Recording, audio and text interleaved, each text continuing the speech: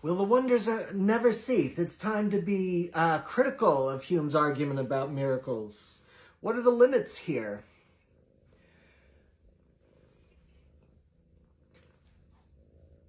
I'm not kidding about looking for students, right? If you want to be my student, we're going to start something middle of January and 15th maybe. Not sure exactly what it'll look like, but stay tuned. I've got my website I'm working on.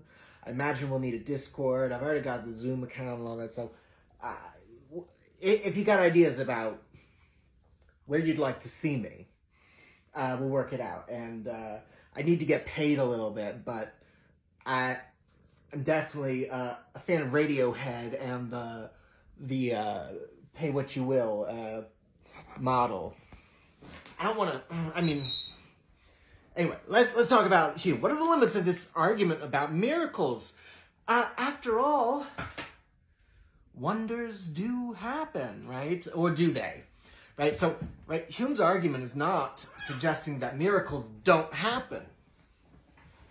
Saying miracles are something that we've defined as being beyond our experience, our uniform experience of how the world functions.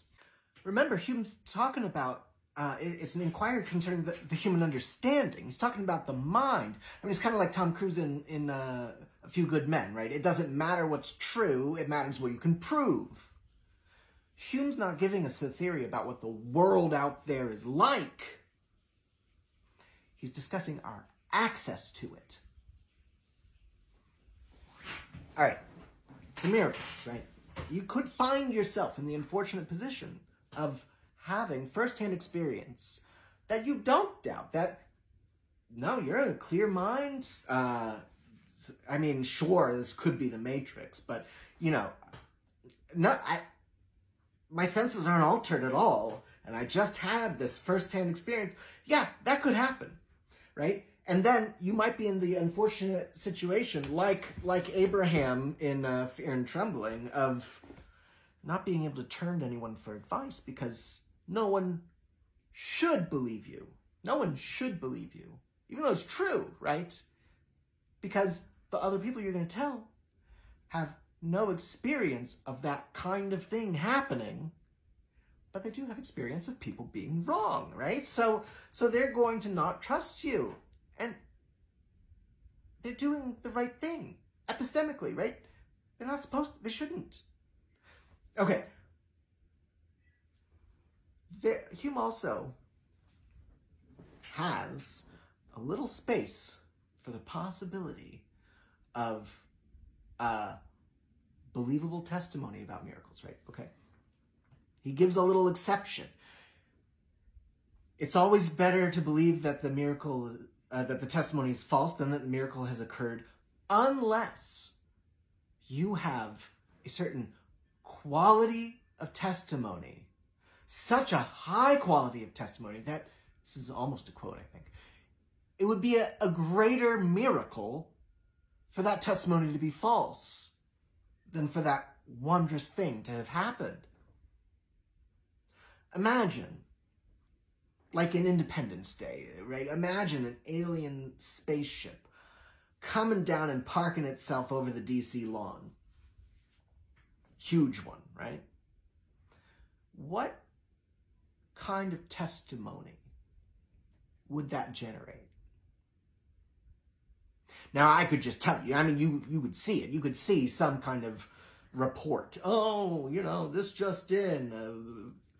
But you wouldn't be taken in by it, right? But if it actually happened, clearly, in the daytime, with, crowds of unrelated people there, people with different perspectives on the world, different understandings of, different aims, different things they might want to manipulate you into, right? Journalists, photographs, right? What it would take to generate falsely that level of testimony would be absurd, right? So it's not like it's not like there's never a condition where you would change your mind here.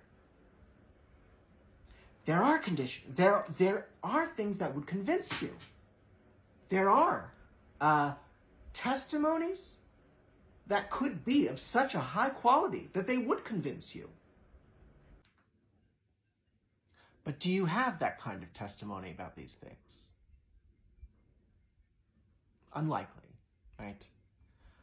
And if you get testimony of that quality, the thing ceases to be miraculous, right? Because now, so Hume, right, our experience is a guide to probability. It's the only guide to what's possible, right? Hume says, look, the first time you smack a cue ball into the 8-ball, like, you don't know. If you haven't seen this happen, if you're dropped from heaven, if you're maybe if you're Bella from Poor Things, right? You don't know what to expect. And then the second time, you expect probably what happened the first time, right? And then it gets more and more and more, right? The first time you crack an egg and there's 2 yolks in there, it's a miracle. You didn't know that happened, right? The first person to experience that, they might tell someone else who's cracked 100 eggs and not be believed, right?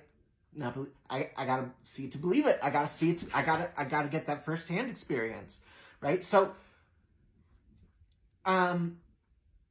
once there is either firsthand or that like miraculously high degree of testimony, that like gold standard testimony, you start believing it, but it's no longer a miracle. Again, there's something funny here about Hume using this argument to talk about the divine at all. It's really not about that, right? If you think of miracles as divine interventions, right? Good divine interventions. Hume, you have no reason to believe that they do occur or really that they don't occur, right? You have unusually lucky streak, unusually good luck, unusually bad luck. You have unusually bad luck. It doesn't mean anything, right? Maybe it does, though, right? Maybe it does. But you're not in a position to know, right? So that would be something that I think an empiricist is never going to be like, probably God's smiling on you right now, right? Hume's not about that. I think there is more room for wishful thinking, more room for optimism, more room for maybe, let's say, an idealized